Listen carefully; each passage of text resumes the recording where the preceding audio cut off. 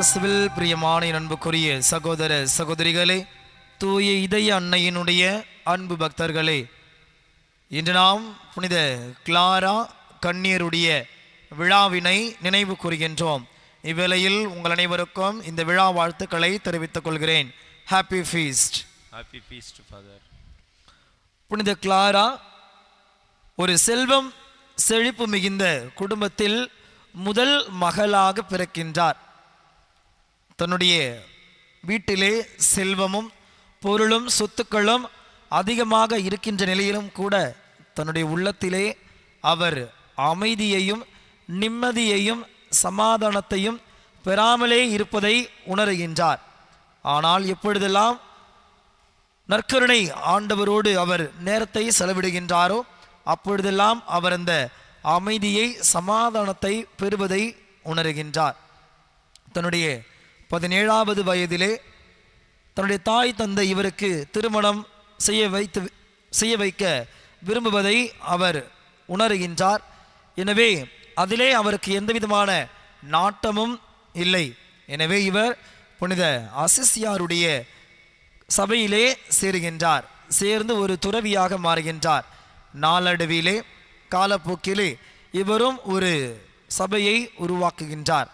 இந்த புனிதருடைய சிறப்பு அம்சம் என்னவென்று சொல்லார், நற்கருணை ஆண்டவரை தனதாக்கி கொண்டார், தன்னுடைய சொந்தமாக்கி கொண்டார். எனவே நற்கருணை நாதரோடு இரவு நேரத்திலே அதிக நேரம் செலவிடுகின்றார். அது நிமித்தமாக அந்த துறவு மடத்திற்கு போர்க்களத்திலிருந்து வீரர்கள் வந்து தாக்குகின்ற பொழுது நற்கருணை ஆண்டவரை அவர் கரத்திலே ஏந்தி ஒரு ஏணியின் மீது அவர் அந்த நற்கருணை ஆண்டவரை காண்பிக்கின்ற பொழுது அந்த வீரர்கள் அனைவரும் அங்கிருந்து தப்பித்து ஓடுகின்றனர். நற்கருணைநாதருடைய பிரசனத்தை அவர் அங்கு கொண்டு வருகின்றார். இரண்டாவதாக நாம் பார்க்கின்றோம், அவர் உடல் நலம் குன்றியவராக படுத்தப்படுகையாக மாறுகின்ற பொழுது கிறிஸ்மஸ் டைம் பூசைக்கு போக முடியவில்லை. எனவே அவர் உருக்கத்தோடு ஜெபித்து கொண்டிருக்கின்றார். அவர் இருந்த அந்த இடம் ஒரு ஆலயமாக மாறுகின்றது. அவருடைய கரத்திலே குழந்தை இயேசுவானவர் தவழிக் கொண்டிருக்கின்றார். இதுதான் கடவுள் தன்னை அவருக்கு வெளிப்படுத்தியது. இந்த புனிதரிடத்திலே விளங்கிய சிறப்பு அம்சம் என்னவென்று சொன்னால் அழகு, ஆடம்பரம். இவை மீது அவர் ஒரு பற்றுறுதி இல்லாமல் ஆன்மாவை காத்து கொள்வதற்காக ஆண்டவரிடத்திலே தன்னையே முழுமையாக ஒப்பு கொடுத்தவர்.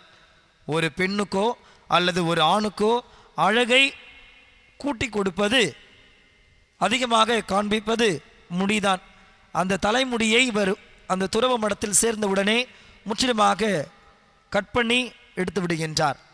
அந்த முடி கூட தன்னுடைய அழகை இரட்டிப்பாக்க கூடாது, அதன் வழியாக நான் யாரையும் கவரக்கூடாது, அதன் வழியாக நான் யாரையும் பாவ செயலுக்கு இட்டு செல்லக்கூடாது என்று ஒரு நல்ல எண்ணத்தோடு அதையும் அவர் தியாகம் செய்கின்றார்.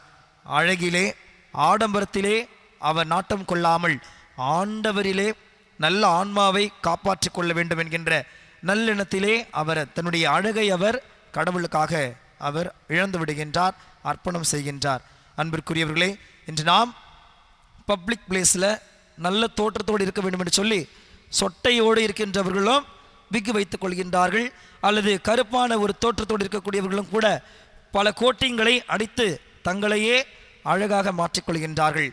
கடவுள் இதை ஒருபொழுதும் ஏற்றுக்கொள்வதில்லை. இதிலே அவர் ஒருபொழுதும் நாட்டம் கொள்வதும் கிடையாது.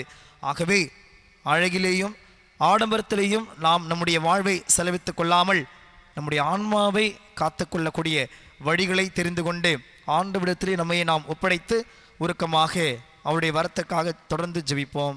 இறைவன் நம் ஒவ்வொருவரையும் நிறைவாக ஆசீர்வதிப்பாராக.